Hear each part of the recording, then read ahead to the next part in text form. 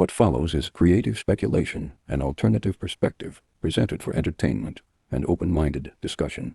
This video does not present these ideas as established fact. Viewer discretion and independent thinking are encouraged. If you are new here, welcome to Jefferson Gifson. Every week on this channel, we take the questions that most people are afraid to ask out loud, and we ask them anyway. Not because we have the answers, but because the questions themselves change how you see the world. Tonight's question is one of the oldest in human history, and the answer, if there is one, has been hiding in plain sight your entire life. If that sounds like your kind of darkness, subscribe before this video ends. Let's get into it. Before we begin, I want you to think about a moment. Not a dramatic moment, not a religious experience, just a quiet, ordinary moment from your own life. A moment when you were about to make a decision and something stopped you. Not a voice exactly, not a vision, just a feeling, a pull in a different direction, a sudden clarity that came from nowhere and led you somewhere you could not have predicted. Or a moment when you were completely lost and something shifted. A thought appeared that did not feel like your own. A direction presented itself. A door opened that you had not knocked on. Every human being reading this has had that experience. Every single one, across every culture, every century, every religion, and every absence of religion. Now here is the question this video is going to sit with. What if those moments were not random? What if they were not psychology? What if they were communication? And what if the reason most people dismiss them is not because they are not real, but because they were taught to? Let us start with what the ancient texts actually say about how angels communicate, because it is very different from what most people imagine. Popular culture gives us angels that appear dramatically, glowing figures, spoken words, unmistakable divine encounters. And those kinds of experiences are described in ancient texts, but they are described as extraordinary and rare, reserved for specific moments of specific historical significance. The much more common description of angelic communication in ancient texts is something far quieter. The book of Job describes a process called chalem, a dream communication that occurs in the space between sleep and waking. Not a vision, not a voice, a thought that arrives in a liminal state and carries information the recipient could not have accessed through normal means. Ancient Jewish mystical tradition describes a concept called the bat kol, literally the daughter of a voice. Not a full divine voice, an echo of one, a whisper at the edge of perception that carries meaning without announcing itself as divine.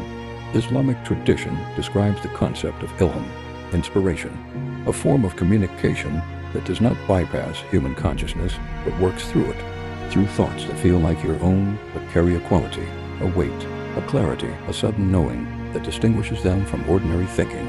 Every major religious tradition describes the same thing, communication that does not announce itself, guidance that arrives disguised as your own thought, a language you were never taught to read because teaching you to read it was never in everyone's interest. Now here is where the what if begins to get genuinely uncomfortable.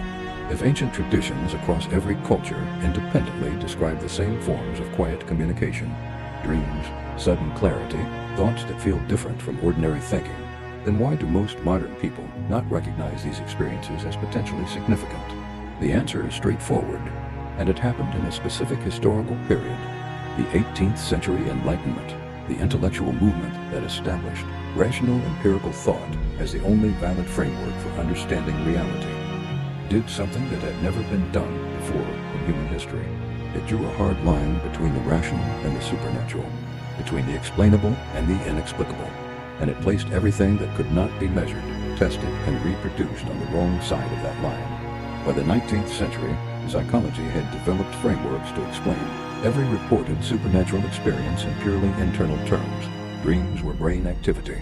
Sudden clarity was subconscious processing. The feeling of a presence was the nervous system misfiring. These explanations are not wrong. They describe real neurological processes. But here is the question they cannot answer. What if a real neurological process and a genuine external communication are not mutually exclusive?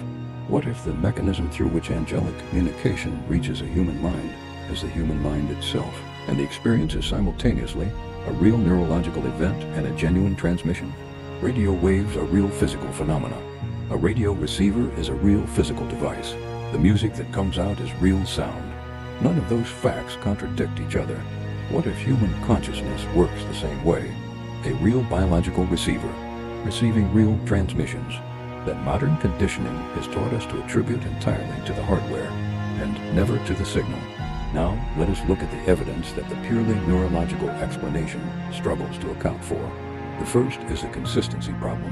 If sudden unexplained clarity, dreams that contain accurate information, and thoughts that feel external are purely products of the individual brain, then why do people across completely unconnected cultures, centuries and circumstances describe the experience in identical terms? The second is the accuracy problem. Throughout recorded history and documented in peer-reviewed psychological research, a significant number of people report receiving information through dreams, sudden insight, or felt guidance that they demonstrably could not have known through normal means. Information about events happening elsewhere, information about the future, information about other people that later proved accurate. Psychology explains this through pattern recognition, coincidence, and selective memory. The brain is extraordinarily good at finding patterns and remembering the hits while forgetting the misses. That explanation accounts for most cases. But researchers studying verified cases of accurate anomalous information, cases where the information received was specific, verifiable, and demonstrably outside the person's knowledge base, consistently find a percentage of cases that pattern recognition and selective memory cannot fully explain. Not a large percentage, but a consistent one, and in the philosophy of science, a consistent anomaly that cannot be explained by the current framework is not evidence that the anomaly is wrong. It is evidence that the framework is incomplete. So here is the what if at the center of this video. What if angelic communication never stopped? What if the beings described across every ancient tradition as messengers, communicators, guides have been operating continuously throughout human history, including right now, including today? And what if their primary method of communication is not the dramatic appearance described in rare historical accounts, but the quiet, consistent language of the thought that arrives fully formed, the dream that feels different from other dreams, the moment of sudden knowing that has no traceable origin, the feeling before a decision that later proves to have been correct? What if every human being is receiving this communication constantly, and the only variable is whether they have a framework for recognizing it? Ancient cultures had that framework. They built entire systems, dream interpretation, contemplative practice, ritual stillness designed specifically to create the conditions in which this communication could be clearly received and accurately interpreted. Modern culture dismantled those frameworks and replaced them with noise, constant stimulation, constant distraction, constant input from 1,000 directions simultaneously. What if the communication is still happening at exactly the frequency and intensity it always was, and modern humans simply cannot hear it anymore? Not because it stopped, because we filled the silence. Now let us explore what would be true if this what if is correct. Possible outcome 1. If angels communicate through the mechanism of human consciousness itself, then the framework for receiving that communication is not religious. It is psychological.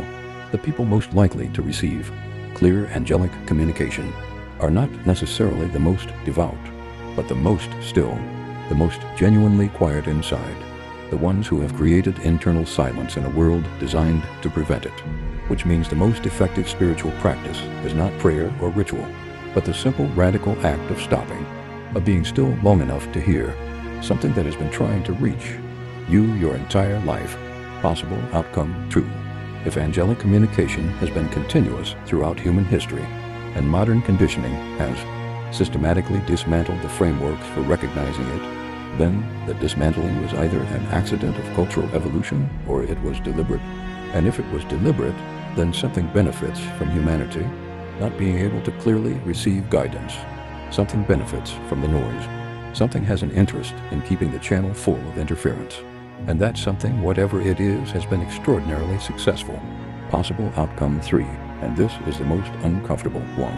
If every human is receiving communication that they are conditioned to attribute to their own mind, then every decision you have ever made that felt completely your own may not have been entirely yours, not because your free will was removed, but because the thoughts you acted on as your own were partly shaped by something outside yourself, something that has been contributing to your internal conversation your entire life without ever announcing itself, which raises a question that has no comfortable answer. In the conversation happening inside your mind right now, how many of those voices are actually you? I want to leave you with the question this video ultimately arrives at. If angelic communication works through the mechanism of human consciousness, if it arrives disguised as your own thought, then it is by definition impossible to verify from the inside. You cannot distinguish between a thought that originated in your own mind and a thought that was transmitted through your mind from outside it, which means one of three things is true. Either all of it is internal, and every ancient tradition that described external communication was projecting human psychology onto natural neurological processes, or some of it is external and mixed into the stream of your ordinary thinking is communication from something that has never introduced itself, and you have been responding to it your entire life without knowing. And this is the possibility that changes everything. It does not matter. Because if the communication consistently leads toward clarity, toward better decisions, toward greater understanding, then whether its origin is internal or external may be the least important question. The most important question is whether you are quiet enough to hear it. And in a world designed to keep you loud, choosing silence is the most radical thing you can do. Think about that the next time a thought arrives that feels different from the others. The next time something stops you. The next time a door opens that you did not knock on. Ask yourself, was that me? And sit with the fact that you genuinely cannot be certain of the answer. Angels communicating through the mechanism of human consciousness itself. Ancient frameworks for receiving that communication systematically dismantled by modern conditioning. The noise filling the channel. And somewhere beneath the noise, something that has been trying to reach you your entire life. Whether you believe that literally, metaphorically, or not at all, the question it raises about the nature of your own mind is real. The question of which thoughts are entirely yours is real. The question of what you might hear, if you were genuinely still, is one you can actually test. Not by believing anything, just by being quiet. If this video gave you something to think about, if you are sitting there right now listening to your own mind differently, then you already know you belong here. Jefferson Gifson exists to ask the questions most channels are afraid to ask, to explore the ideas most people are conditioned to dismiss, to sit in the uncomfortable space between what we know and what we cannot explain, and stay there long enough to learn something. Subscribe right now, because next week we go somewhere even more uncomfortable, into the question of whether the entities people encounter in near-death experiences are what they claim to be, and what they might actually want. Subscribe now. I'll see you in the dark.